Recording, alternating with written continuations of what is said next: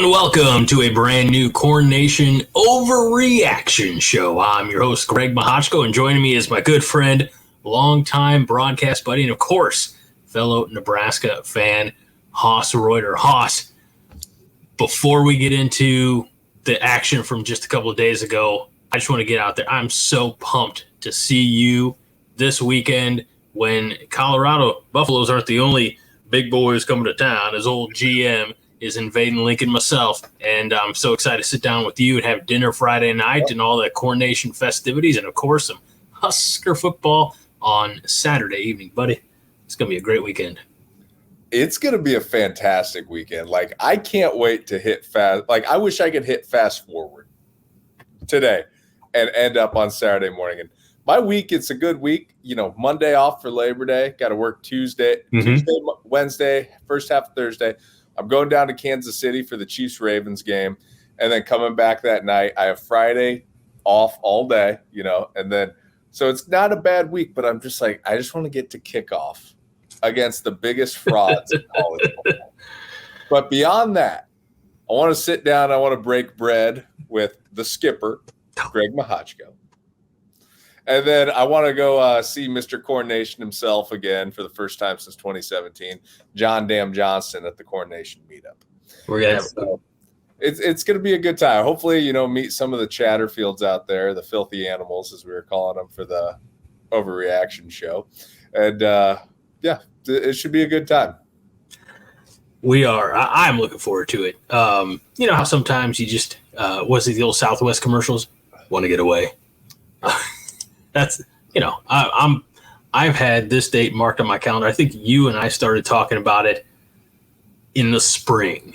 I think it might even go a little bit further back than that. I think it might go back into tail end of last football season.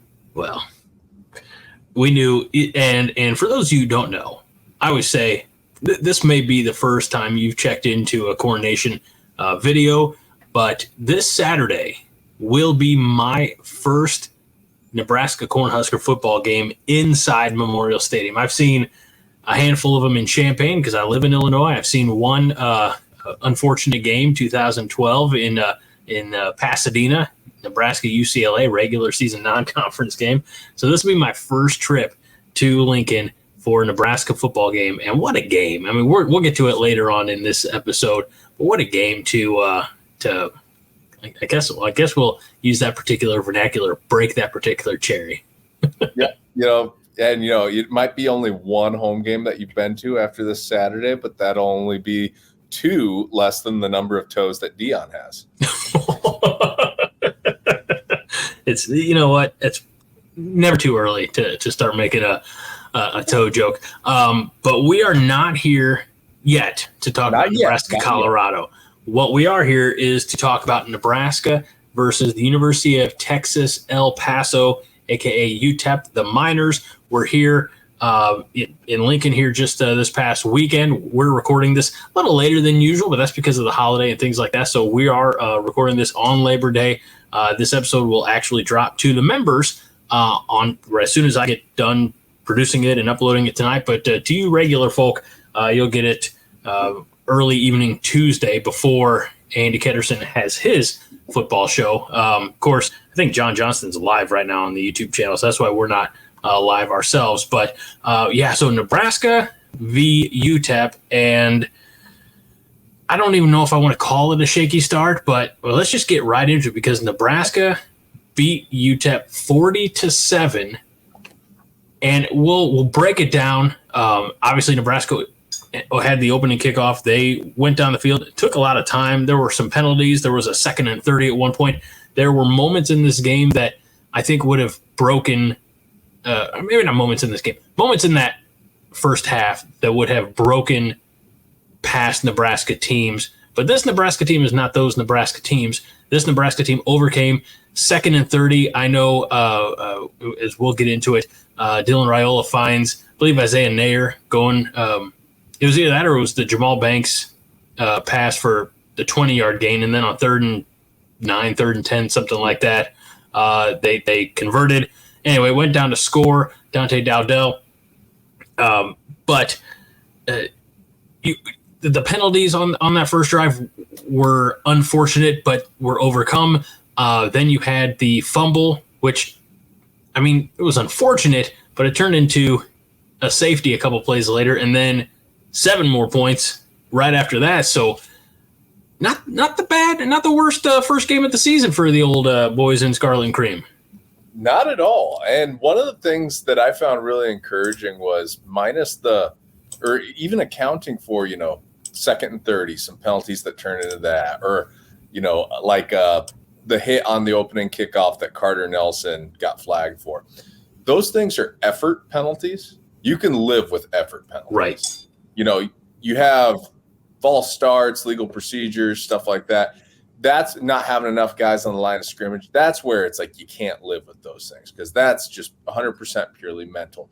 But when you have it as a case of guys are going out there and they're playing aggressively and trying to make their mark on the field, I mean, you can live with a guy trying to spring a block on a shallow screen, like the offensive pass interference penalty I believe Ja'Cory Barney was called for on the long run to that setup, or on the long pass that got negated and created the 2nd and 30. Mm-hmm. But you don't want to have to pull back on the reins. You don't want to have to spur them on to giddy up, that whole kind of saying.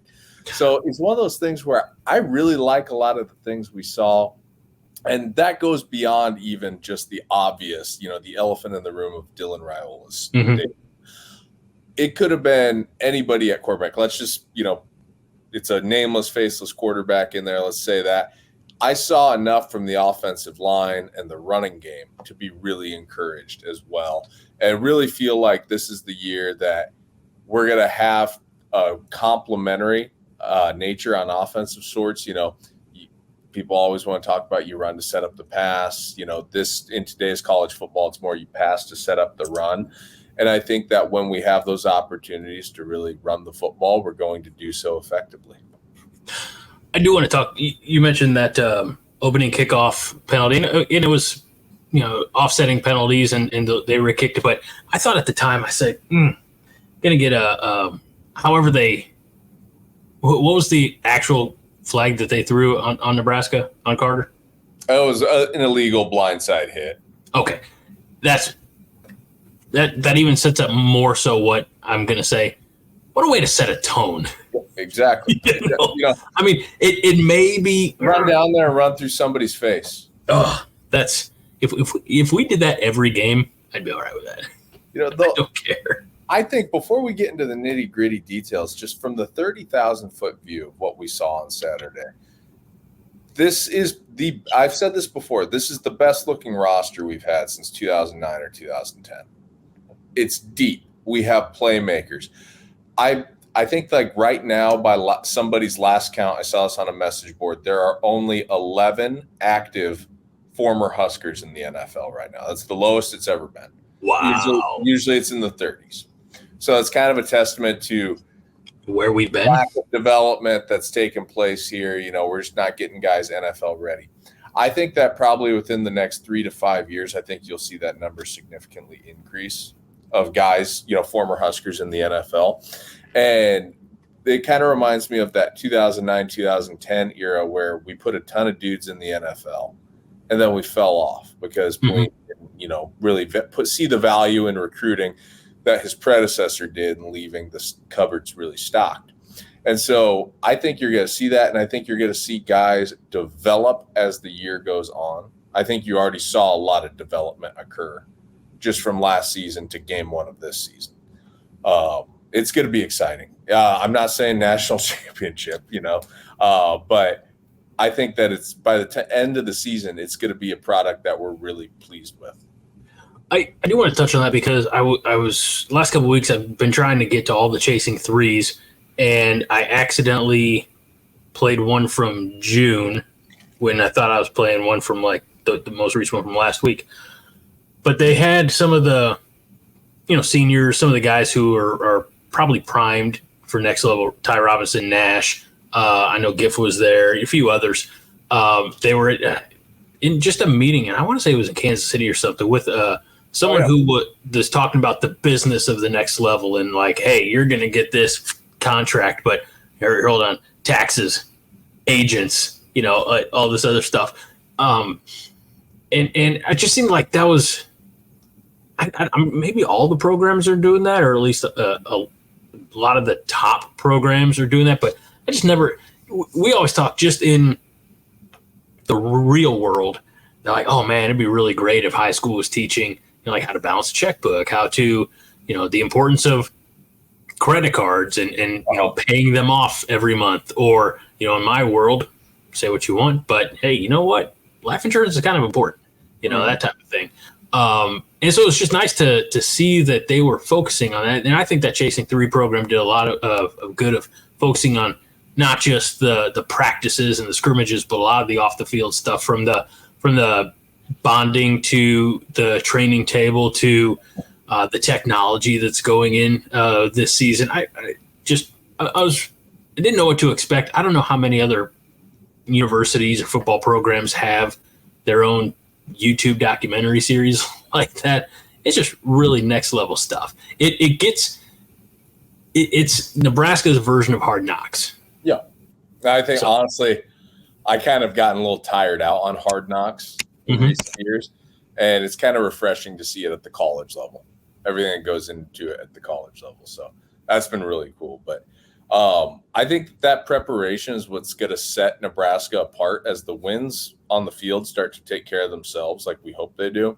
I think you'll see that kind of stuff off the field be what sets us apart from other programs, and winning some recruiting battles and, but getting guys in the transfer portal. I think it's safe to say the transfer portal, if you want to compare rules first go around with the portal in 23 versus the second go around in 24, let's just say, it's Jeff Sims, Billy Kemp, Eric Gilbert, who was arrested right before the season opener last year. You like got this time. Yeah, about this time. Yeah. So you got those 3 guys. And then maybe look at Jahmal Banks, Isaiah Neyor, and Dante Dowdell. I mean, it looks like it's a hit on all 3 of those guys. They all had impacts. I know. But like Billy Kemp never showed that he had the it factor at any point last year. Tough guy, great possession receiver, really, showed, what he could do within the limited scope of his abilities. But he wasn't, 6'4", 220 pounds, and a kangaroo, power forward that can go up and get a jump ball. And also, I didn't mean to interrupt you there, sir, and I apologize for that. That was for John, because he likes to say we're too nice over here. But eat shit, John. For Billy Kemp as well, he could only be as good as the guys around him. Yeah, he had inconsistent quarterback play. He was injured. Yeah. That brings up another point, kind of to segue. I don't really want to put the cart before the horse, because this is kind of a buried nugget, in terms of play calling at the line of scrimmage. So, maybe we should table this for now. But back on the topic of personnel and the transfer portal, I think that if this is a year that showcases Dowdell and Banks and Neyor, I think Nebraska becomes a very attractive transfer portal destination nationally. I mean, I'm forgetting Micah Mazuka. He's looking like he's a hit already as well in the transfer portal. So definitely is something that we came out ahead so far this year compared to last year. Because after one game, I mean, Jeff Sims threw 3 interceptions his first game against Minnesota. Limited sample size, sure, for one game, but it ended up proving pretty accurate. Well, and the thing too is, I don't know what – I'm not here to question Matt Rule, but I don't know what he was expecting with Jeff Sims, who was already, I think, the nation's leading turnover specialist, or something from Georgia Tech. But anyway, very on brand for Nebraska to sign that guy. Very on brand for Nebraska to sign the nation's leading turnover guy. But those days are behind us. I do want to not relitigate 2023. I'm here to continue the joy and the enthusiasm of 2024, and talk about some of those. I mean, you mentioned Dowdell, Banks, Neyor, guys who, I think Dowdell maybe lost his spot in Eugene. Banks, Neyor had gone from Texas to Wyoming, so we don't know exactly what he was looking for, except maybe just more. Wyoming to Texas. No, he started in Texas, I believe, and went to Wyoming. No, he started at Wyoming and went to Texas. Oh, okay. Well, that's moderately different. Sorry. That's why I appreciate being corrected and you're fact checked. That's fine. That's why you're the big brain and I'm the big. We'll move it on. But you're right, because even if guys are looking to elevate their profile, get a bigger light shining on them, and see what maybe a year, maybe two, I don't know, in Lincoln can do, then you're right. You're going to start. I mean, taking. I don't know if Jahmal Banks would have been undrafted or a 7th round, 5th round, or what. But if he has a year like he had a day, he's got to be a top, first, second round pick. Also, I want to go back because you said this may be the best roster since 2009, 2010. And we all know what was really handcuffing the team that specifically 2009, when we had Ndamukong Suh, who finished 3rd in the Heisman voting, which was criminal. But it's always been said that we didn't have the offense to win the national championship. Now, we're a limited sample size. I don't want to stress that. Does this defense have the potential as a unit, as a whole, to be better than the 2009 defense? Yes. Tell me why. But because people are going to. There's some caveats to this. Okay. Yeah. I'm going to start with the obvious for 2009. Ndamukong Suh was on that defense. Yeah. But when you take a look at that entire defense, Prince Amukamara and Alfonso Dennard in the secondary, they were not who they were by the time they got done at Nebraska. They were still developing. So it's not like we went into that season be like, these guys are phenomenal. Right. They weren't proven commodities. Larry Asante and Matt O'Hanlon were not proven commodities. Philip Dillard was not a proven commodity when the season started. In fact, he was buried so far down the depth chart, I'm not sure he could see the light of day in 2009. But he made his way up because Blake Lawrence had to quit football because of concussions. Will Compton got hurt as a freshman, I think, and had to miss some time. And I think there's a few other guys that I think Sean Fisher couldn't play the Mike position, so it came down to Dillard. And we were able to use him just solely as our one linebacker in that Paso dime defense. With Suh, he elevated the guys around him. Right. I think we all saw it. Jared Crick was not the superstar that he was when Suh was lining up next to him, by the time his career ended. Pierre Allen and Barry Turner were good pass rushers, but they benefited from Suh as well. So we don't have Ndamukong Suh on our defense. Maybe Ty Robinson develops into the kind of monster year that Suh had. Maybe that happens. But right now, what I look at is that defense in 2009 had no depth. None. The only one that I can really think of coming in to spell guys would be a freshman, Cameron Meredith.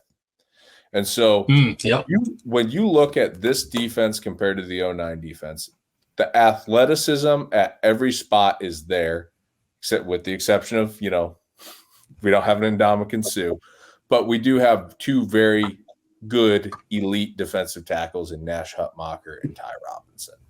And then you have a guy in Jamari Butler that looks the part of a top 3-round NFL draft pick.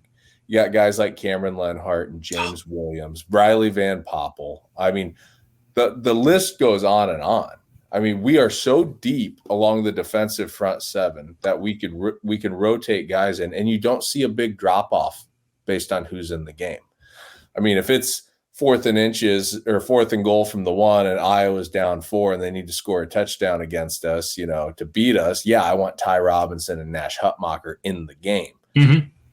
You don't go into battle without your best, war horses. But at the same time, like if it's just a normal down and distance situation, we're not playing situational football, you don't really see much drop off. I mean, Kai Wallen had a phenomenal play on Saturday on a bull rush to get to Locklear, who I can't remember if it was Locklear or the other quarterback that UTEP put in. So the bodies are there to put together an elite defense. Last year's defense was actually statistically better than the 09 defense in rushing yards per game.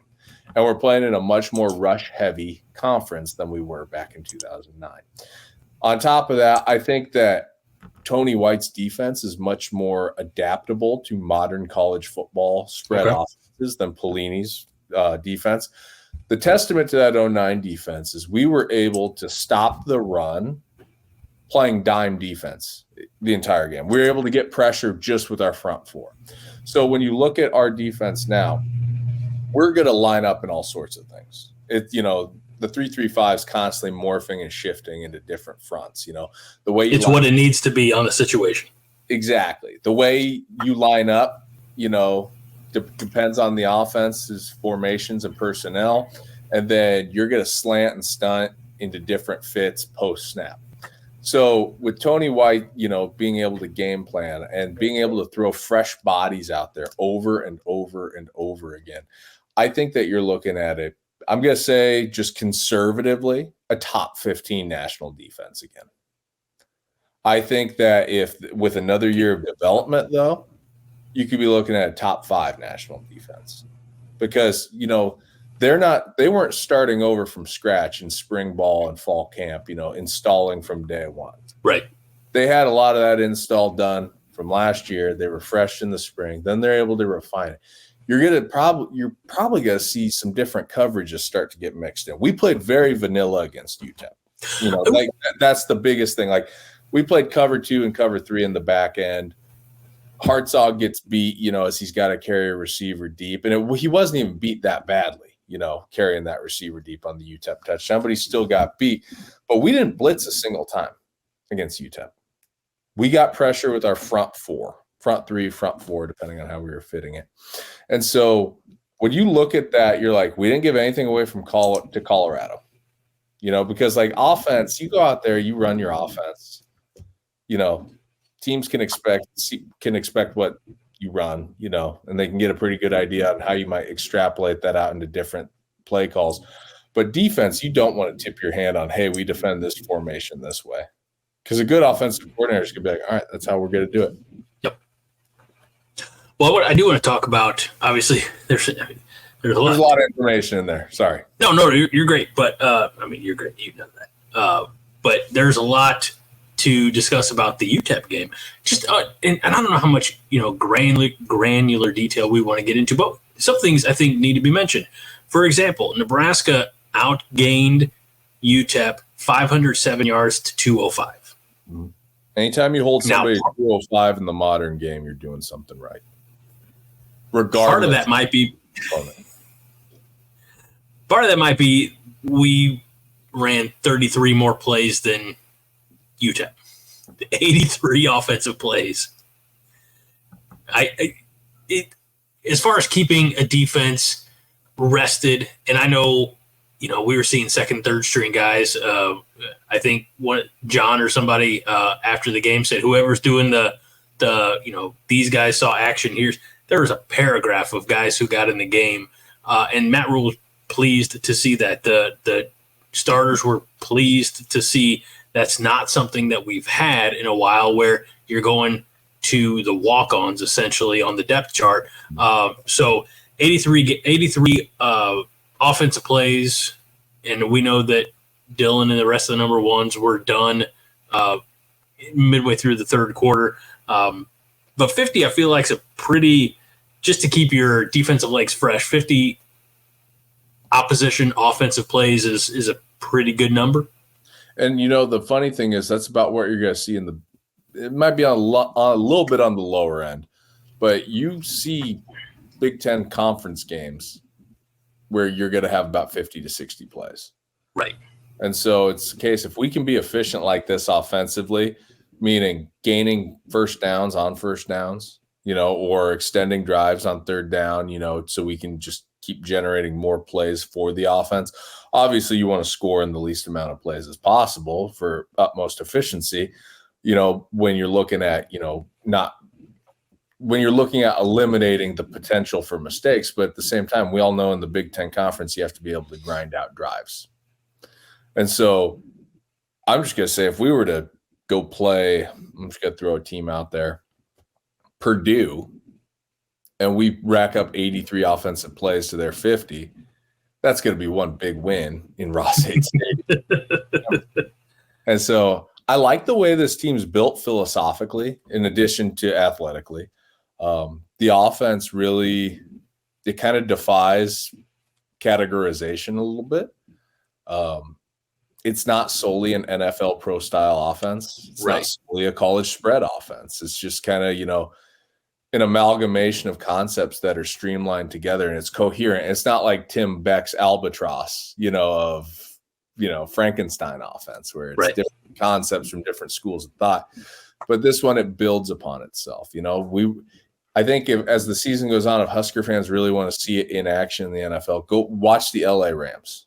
We do a lot of stuff that the LA Rams do offensively in the run game.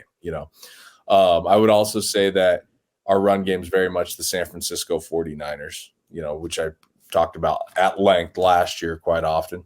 And then our passing game is very much kind of the Chiefs. We ran a lot of stuff that the Kansas City Chiefs run, especially with that use of Bonner as the slot receiver. I think having him in the slot is going to be huge.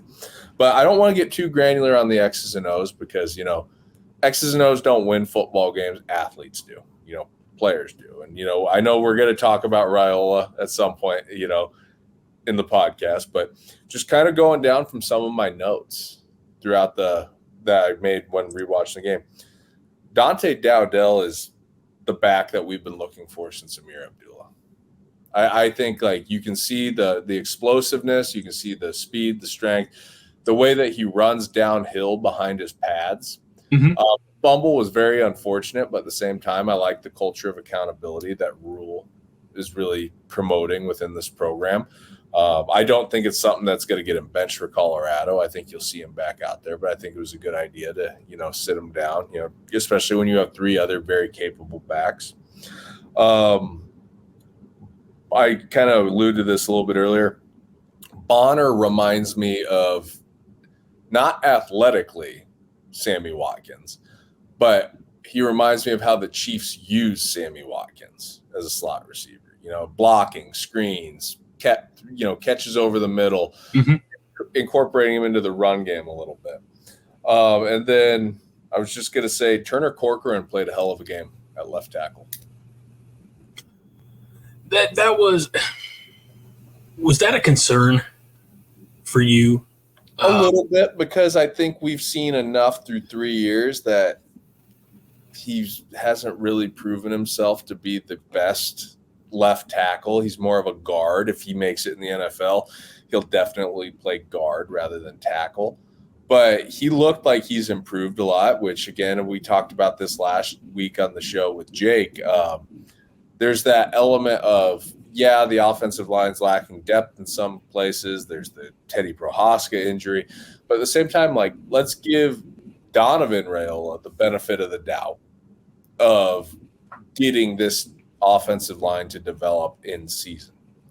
We've seen development in season occur at every other position group, sans quarterback, But last year we saw really good development from the O-line. So, let's see if we can replicate this in now year 3 of him teaching this system. Two offensive line questions or comments I have. One is, isn't it crazy what a couple years difference make? Because 2 years ago, in that 2022 season, Frost last year when he got axed, and we were calling for Donovan Raiola's head. We're like, when the next coach comes in, that's the coach they got to get rid of first. And now he's beloved. Probably for a couple of reasons, but he's shown what he's capable of. I remember being very shocked. I can still tell you where I was when I read that Rule was retaining Donovan Raiola. And I was just like, what? And then, I started thinking about, I'm like, well, maybe we'll see what happens here. Rule's not a dumb coach. Let's see what can happen, And then last year, by the time we were getting to, I would say, Purdue, Michigan State, that kind of time frame in the season, you actually started to see the offensive line improving. And it was one of those things where it was like, okay, this guy obviously knows what he's doing, and it's apparent that Mark Whipple's offense was the real culprit here. Whoa. Hold on now. No, I'm kidding. So the other offensive line related question, I suppose, is when Bryce Benhart got the false start penalty, did you throw your imaginary clipboard and be like, damn it, some things never change? Oh, yeah. There's a little like a PTSD reaction. Right? It was just like, what the fuck, you know? Because I think even John said it in his post-game, bathroom, or I wasn't bathroom, because we won. So his downstairs spare room studio video, he says, I got all the comments and all the notifications and all the messages like, oh, here we go again. But Nebraska had 3 penalties for 35 yards. And 2 of them effort penalties. Yeah. I mean, there was only one bonehead, and it happened to be hey, that's first game shit, too. Yeah. I don't care that it's, I know that Benhart's making his 42nd career start, but at the same time, like, it's the first game of the season, first time you're playing, live bullets are flying. Somebody else, you're playing against somebody that's not your teammate. The crowd's loud. I mean, I think Rule talked about it when he was talking to Allison Williams. He couldn't hear anything.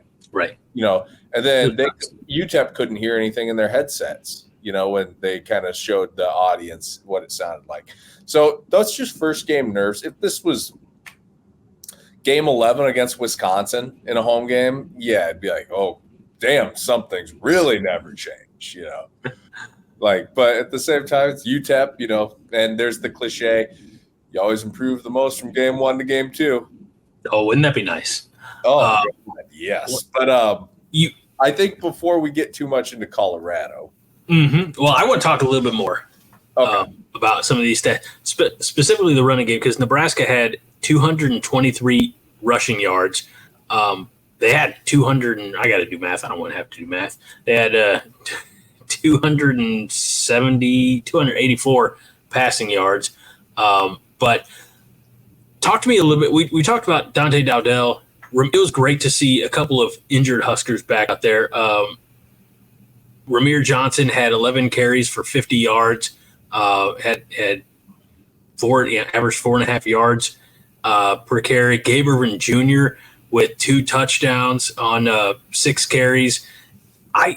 For those guys, go ahead. I was just gonna say, I think especially I think that Gabe, you saw some of the replay or images or something like right after, I think, that second touchdown, he exercised some demons on Saturday. I mean, I feel that him getting those touches, getting that opportunity, and finding pay dirt was I used this word on X that afternoon, cathartic for him. Well, I agree with you about Ervin in the catharsis, and I'm not afraid to admit when I'm wrong. I said something last week about Gabe Ervin being a stiff-hipped, stiff-legged runner. And I even believe that I can't remember if I said it on air, if I said it to Jake in private conversation afterwards. There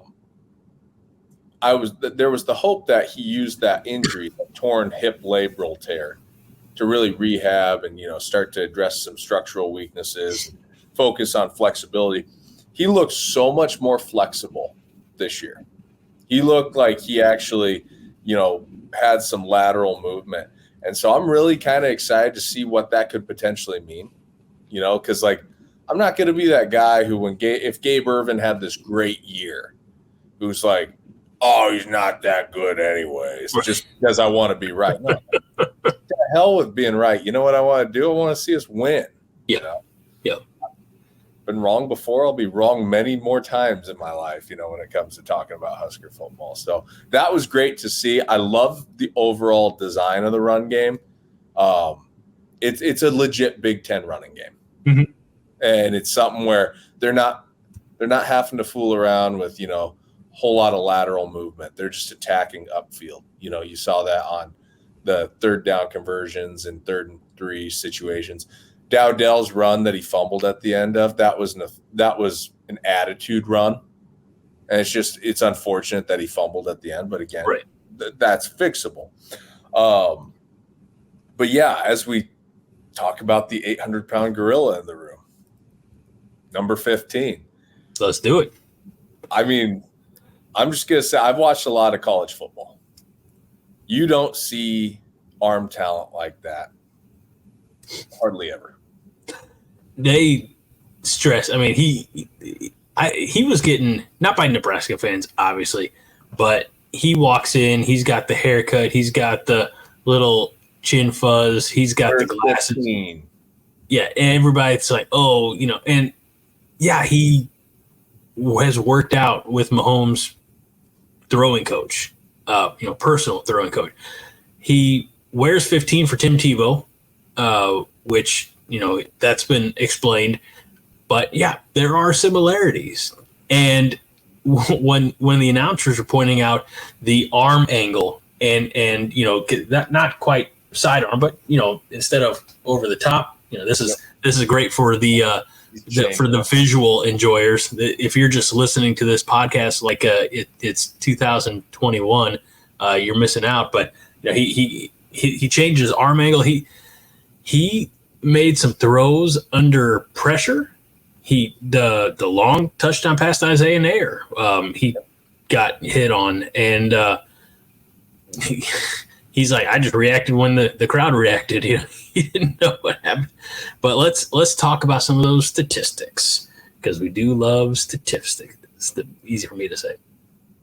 19 of 27 for a 70.4 completion percentage, 238 yards, 2 touchdowns. That long one to Neyor we talked about, and his efficiency was 168.9. Hoss, you have a tremendous memory. When's the last time any Nebraska quarterback threw over 70%? Adrian Martinez back in 2020, maybe 2021. Bethune-Cookman? No, I think it was against OU in 2021. I don't want to fact check you, but that just doesn't. It seems improbable. Like, it seems like it's been decades. No, he had a pretty good game. Seems like it'd be like Zach Taylor or. But it was a pretty controlled passing game against Oklahoma. Not any big shots downfield. No 59-yard TDs. No wonky throwing angles. No, nothing. Well, okay, 19 of 25 for 289. 19, 25, that's 76%. All right. So, speaking of throwing long touchdowns, the throw to Jahmal Banks. Raiola. The touchdown or the one the opening drive? Okay. Raiola could play here 3, hopefully 4 years. There still may not be a more impressive throw and catch that he makes than that one. Okay. Like, that is truly NFL right there. He put it in a place where only his guy could catch it. 2 defenders were there. Yeah. And he still put it in the place where only his guy could catch it. The throw to Neyor on the first drive that went through his hands, NFL throw, is kind of a mortar shot. Threw it straight up and the nose came straight down, dropped right down in the bucket.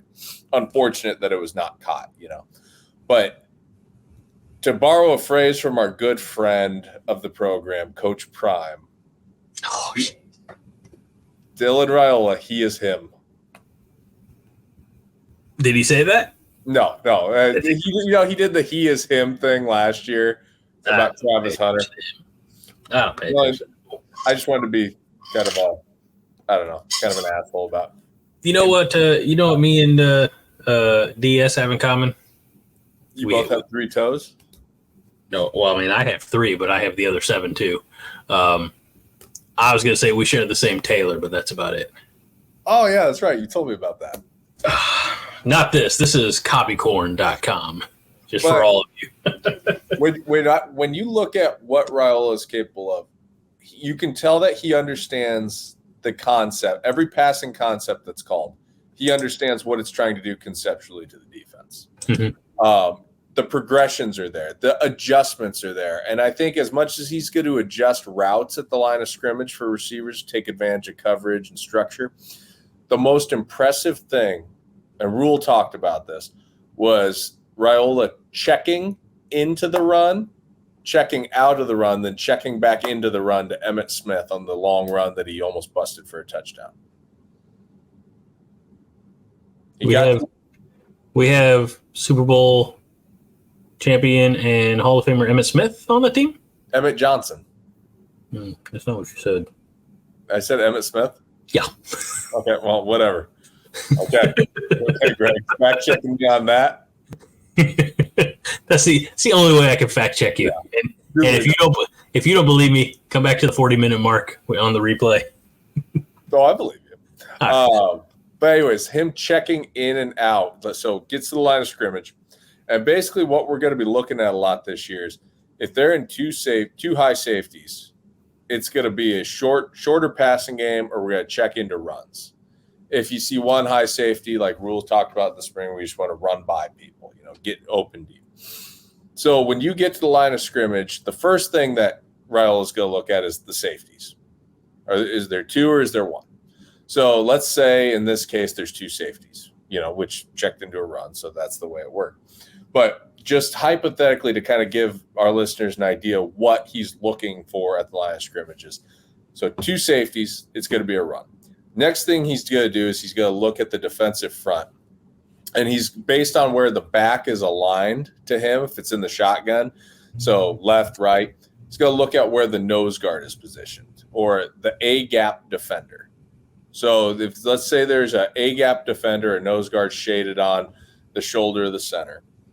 At that point, he's going to check into inside zone, which is what he did, against UTEP on this. Mm-hmm.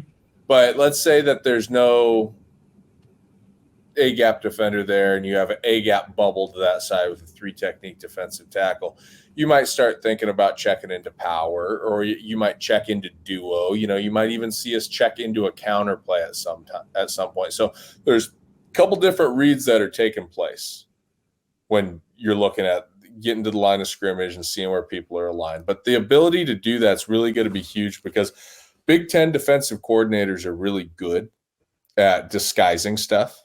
And so if you can kind of get to the point where you check in and out of stuff freely like that, you're going to give yourself more of a chance to get into a play that's going to have a better chance of success. I saw Heinrich Harburg and Chuba Purdy. I never remember if it's Chuba or Chuba. We're just going to roll with it. He's not here anymore, doesn't it? Last year, you saw these guys adjust protections, but you never really saw them check in and out of plays, which leads me to believe that there may not have been a whole lot of trust from Marcus Satterfield to the quarterbacks last year to check in and out of plays like that. Was a lot of that through the headset, you think, or was a lot of that just him recognizing and being aware, situational awareness? I think the headset helps, obviously. Okay. But what Rule said today made it sound like it was that he knew all the run checks on his own. And I think I believe that he said that he checked in and out of that on his own too. Okay. Here's the way too early question. Dylan Raiola has 238 passing yards. What game this season gets him over 1,000? Hold on. Let me do a little math real quick, all right? All right. 238, so 1,000 minus 238. Don't help me here. I'm just going to try to do it off the top of my head. So you're looking at 772 as the remainder. No, 762 as the remainder. Let's say that he throws for 307 against Colorado. Okay. That takes us down to 455.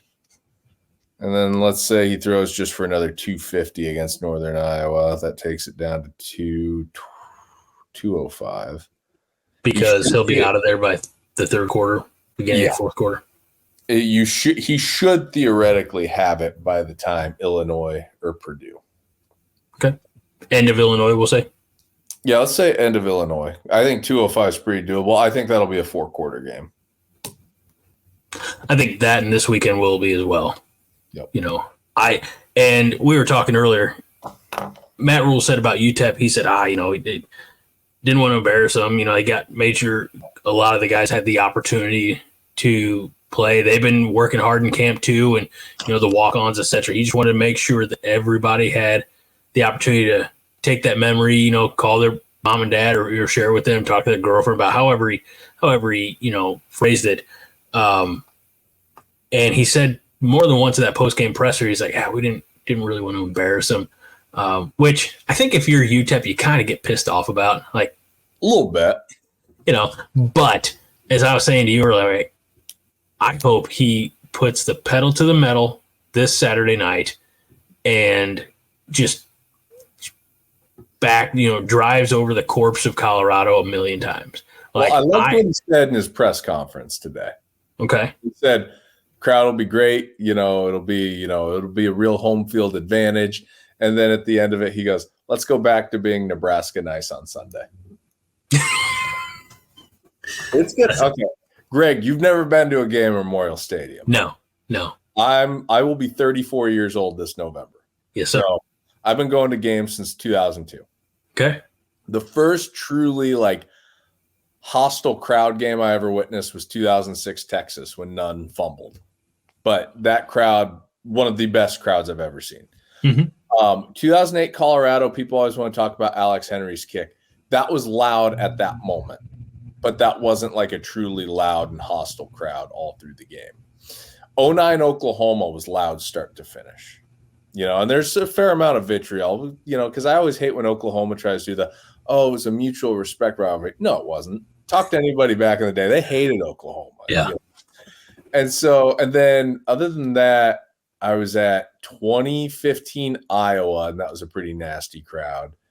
And then 2021 Michigan, when we had them on the ropes, mm-hmm. That was a really hostile crowd.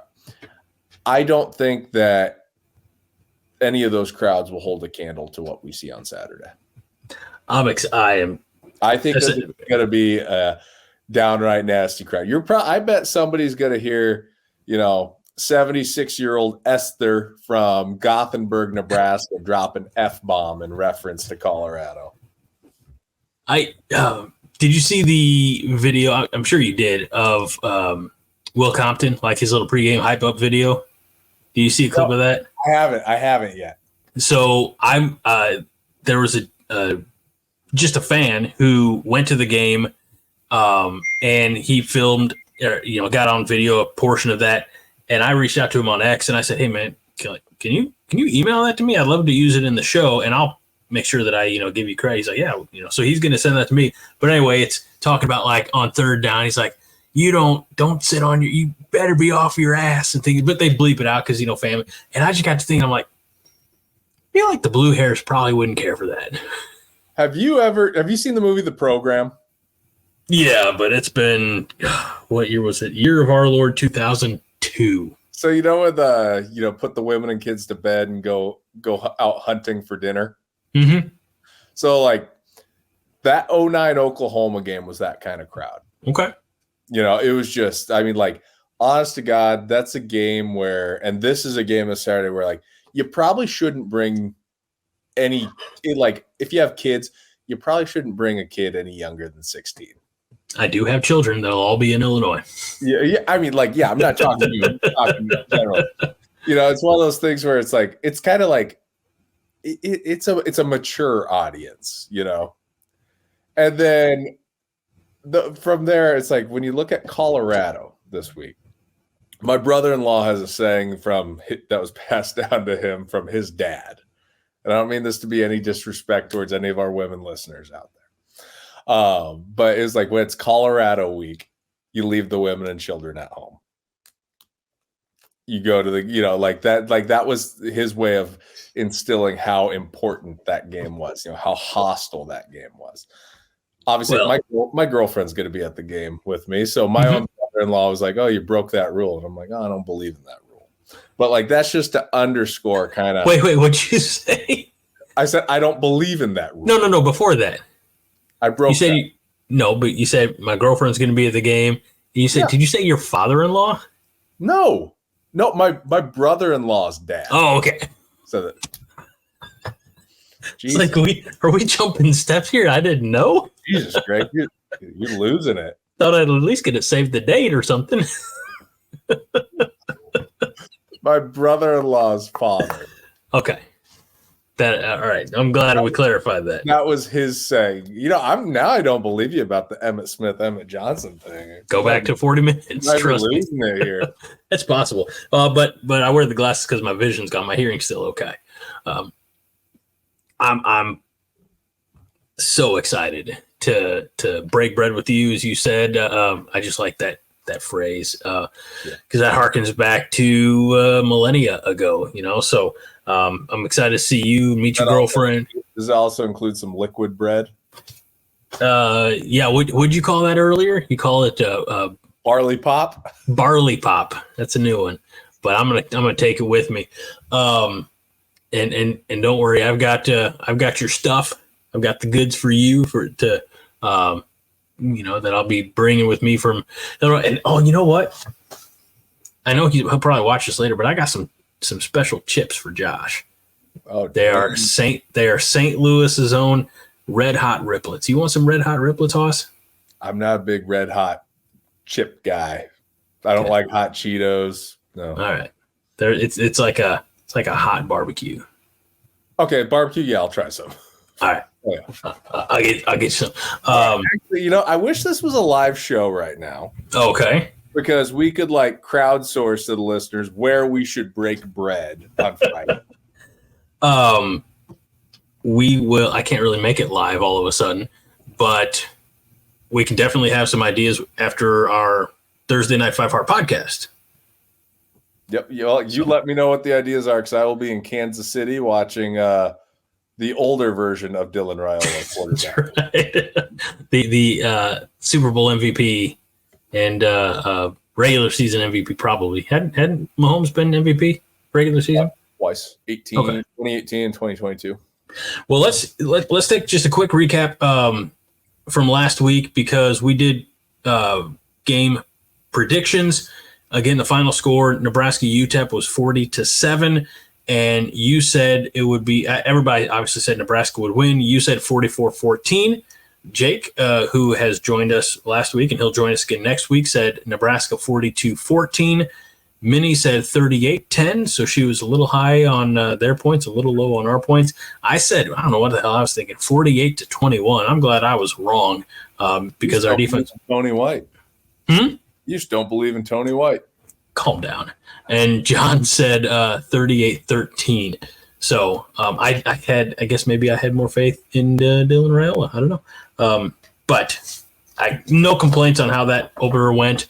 And I'm just so excited to get to Lincoln this coming weekend for what's going to be a wild one. 6:30 kickoff. It's going to be on NBC, which is a little crazy. Not used to seeing Nebraska football on NBC, but I'm going to DVR the game so that I can come back and watch it when I get home. I'm probably not going to have a voice the rest of Saturday night, and it's going to be a very long, raspy drive home on Sunday. So it's going to be worth it, though. It will be worth it. I'm so pumped. Anything that you want to say about the Colorado game ahead of us or ahead of it? I do want to get to that in a second, but I want to say one last thing about UTEP, especially since you brought up TV networks. I know Nebraska fans historically have always hated most college football announcers. It just goes with the territory. Jason Benetti might be the best play-by-play guy in college football. The guy that we had for Fox last Saturday with Brock Heward and Allison Williams. That crew's my absolute favorite crew when it comes to a game. I think Gus Johnson is overrated as hell. Okay. I don't think Gus Johnson, if it's a big game, in that energy, two teams trading blows back and forth, it works. But if you're tuning in to watch Colorado beat us last year in Boulder and we're already dead on the ground, and he's still doing his shtick, it's not very good, But Jason Benetti, Brock Heward, and Allison Williams, I hope that they call more games for Nebraska this year. They were absolutely phenomenal. What is there any singular moments or memories about that the broadcast that you were like, all right, this is why I'll prefer them and hope to see more of them going forward? Well, they're just so well prepared. Mm-hmm. Like Jason Benetti, like he knew, like they were talking about Dylan Raiola, and they were talking right before kickoff, and he's talking about Dominic Raiola being the center. And then, as Dylan's a quarterback, but his dad was a center. And then he's talking about, Dylan wearing number 15, for Tommy Frazier. And it's like, okay, that's a solid deep cut, for where we're at today's day and age, because that's getting to be, 30 years ago. Jason Benetti can't be all that old of a guy, maybe in his 40s, And so, like, the fact that he was able to tie that in and just be well prepared is, it speaks volumes, because you see a lot of play-by-play announcers and you see a lot of color commentators now too. They don't do their research beforehand. They spout some ridiculous stuff out there. Gus Johnson, you can tell that he never prepares, because the amount of times that Joel Klatt has to correct him on something, whether it's something related that happened on the field, the pronunciation of a guy's name, or just, the history of something, to do with one of the programs that they're calling the game up. And so I have a lot of respect for crews that are well prepared. I have a lot of respect for crews that try not to make it about them when they're calling a game. Instead they really let the game speak for itself. They're just there to add context, and provide some information. So I think they're the best. And I think my all-time favorite, Brett Musburger, there'll never be another Brett Musburger, but Jason Benetti, great. Jason Benetti is 40. He'll be 41 a week from now. He is the primary television play-by-play announcer for the Detroit Tigers. They must have had a day off. I don't know. According to Wikipedia, anyway. I think a lot of those guys, like, they pull double duty like that. 'Cause, like, Bob Wischusen, who's on ESPN for college football, he does New York Jets games. He, after graduating from the S.I. Newhouse School of Public Communications at Syracuse in 2005, he enrolled at Wake Forest University School of Law and earned a Juris Doctor degree in 2011. So think about that. He is a doctor of law, and he's out there putting in the work, and radio must be his passion, or broadcasting, I should say, must be his passion, because he's putting in the work, doing a lot more than a lot of the other guys who have higher profile, bigger names, and probably make more money. So, but that's how he will elevate and set himself apart. So, all right, we're going longer than we thought we would, longer than I told you we would, but because it's you and me, and I hope you forgive me. Colorado, Saturday night, 6:30 kickoff, Memorial Stadium, Lincoln, Nebraska, Hoss. Did you see anything spectacular from Colorado in their win against North Dakota State University last Thursday?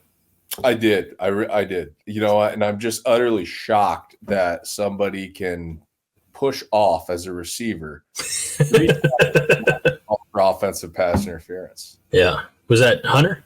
Yeah, Travis Hunter. And Shiloh Sanders, he's a good DB, but those late hits along the sideline are definitely something that I think there will be a chorus of boos in Memorial Stadium if that shit gets pulled on Saturday.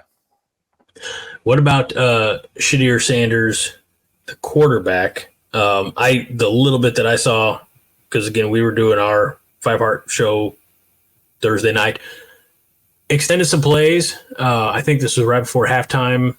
I think this was ended up the drive that gave them the lead that they ended up not relinquishing, but able to kind of scramble and extend some plays. Do we want to? He's got a good arm. I don't see quite the hype that exists about him as the first overall pick in next spring's draft.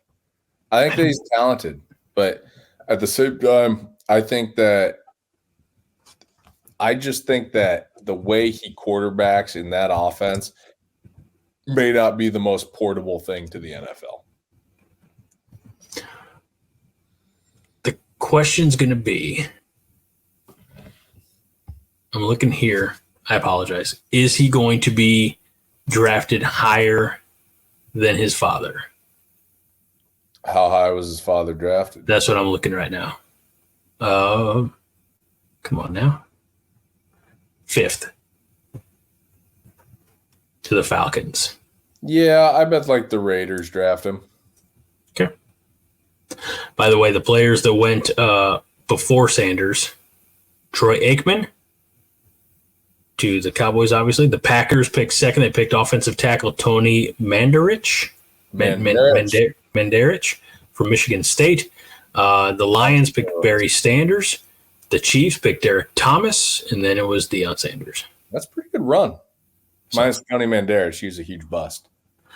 Yeah, I see. Trying to figure out what some of these bright yellow highlights mean. I'm guessing they mean probably Hall of Famers, because Tony Mandarich is not one of them. He is not one of them. Steve Atwater is. So Hall of Famer. They got Pro Bowl. There's some Pro Bowls there, like Eric Metcalf, Donnell Wolford, Trace Armstrong in the early teens. Steve Atwater's Hall of Famer. So but. Well, one of the last few things I want to say in closing. Yes, sir. Take me there. First one, we're both going to the game, but anyone else out there who's listening who's going to the game, yell like hell. Let's just turn this thing into an absolute viper pit. Wear red, be loud, right? Yeah. Wear red, be loud. Thanks, Bill Callahan.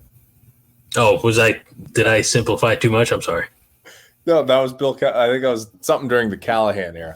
But no, this is a great opportunity for Nebraska to take a step forward, and really prove, Matt Rule took a lot of pot shots last year from Colorado, the Shedeur Sanders, all that stuff that happened after the game. This is a great opportunity for Nebraska to prove that the way that we've tried to rebuild our program through substance and a firm foundation is much better than the flimsy, flash and dash of Colorado. So there's a lot at stake here. I think, it's a huge opportunity to really get noticed on the national scene because most people know Colorado's kind of a joke, with how their program's constructed. But for whatever reason, they still carry a lot of clout nationally because, people pay attention to the clown show that's going on there. All sizzle, no steak. All sizzle, no steak. So, let's go get ourselves a win. It doesn't matter if it's by 1 or 100, but I really want to beat these guys in a blowout. And so, with that being said, I know last week I said my prediction was 45-31 Nebraska. I should put my papers away. Yes, you did say that. I said 45-31 Nebraska, but you know what? And this is not hedging a bet at all. I'm just going to say this. I would love nothing more than 31-3. I'm going to put that in parentheses, 31-3. All right, well, this isn't live, so I don't know who will see it when, but I'll go ahead and throw a score down. I don't give a shit. If the offense plays the way it played the first half and change, I don't see how we don't hang half a hundy on them. So let me do a little calculation here. I'm going to put in parentheses, I'm going to put 52-7. Oh gosh, dang, that would make me so happy. Do they have a kicker in Colorado? Probably. Yeah. We'll go 52-14. Oh, man. 52-14. And when I show up to my friend's diaper keg the next day, two of my real good friends, they're in a relationship. They're having a baby. Tremendous. Congratulations. Congratulations to Stephen McCleary and Carly Miller out there. I fully intend to be severely hungover when I show up to this diaper keg if we win 52-14. I mean, we haven't talked about it largely because I have a 7-hour drive home the next day. But is there an after game banger rager that I don't know about? What's going on? I'm probably just gonna drive back to Gretna and then start the party. after game banger or rager. All right, just be careful because friend of the show Jake will probably want a party after the game. Oh yeah, if it's 52-14, there'd be a lot of parties after the game. Yeah, so there you go. A little sneak peek at what we're thinking going into Saturday. Hoss, my friend, I'm so excited to shake your hand, share a beer. Well, not share a beer, but like break bread, have beverages. See you Friday night, and then again on Saturday, taking some Nebraska football where it's meant to be enjoyed, which is Memorial Stadium in Lincoln, Nebraska. And thank you for all the excitement and the hype that you've provided to help get me here, and for this and for everything. And that'll do it, folks, for this episode of CornNation Overreaction UTEP edition. And we will see you next week, whenever that goes. Because again, I got to travel, so who knows? But we have Andy Ketterson show on Tuesday night here on the YouTube channel. 5 Heart Podcast will be back Thursday night, 9:00 Central. So plenty of great content. Make sure you jump in, be part of the conversation. And until that time, Hoss, go Red. Win the damn game. Chills.